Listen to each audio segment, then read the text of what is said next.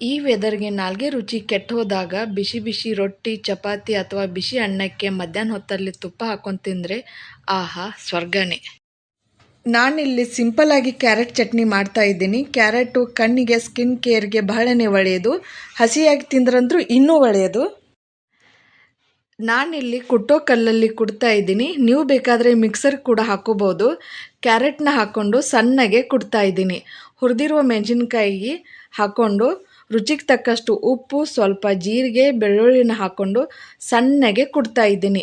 ಲಾಸ್ಟಿಗೆ ಕೊತ್ತಂಬರಿ ಸೊಪ್ಪನ್ನು ಹಾಕ್ಕೊಂಡ್ರೆ ಮುಗೀತು. ಕ್ಯಾರೆಟ್ ಏನಾದರೂ ತಿನ್ನದೇ ಇದ್ದವ್ರಿಗೆ ಈ ರೀತಿಯಾಗಿ ಮಾಡಿಕೊಡಿ. ಹಾಗೆಯೇ ಟೊಮ್ಯಾಟೊ ಚಟ್ನಿ ಕೂಡ ಮಾಡ್ತಾ ಇದ್ದೀನಿ.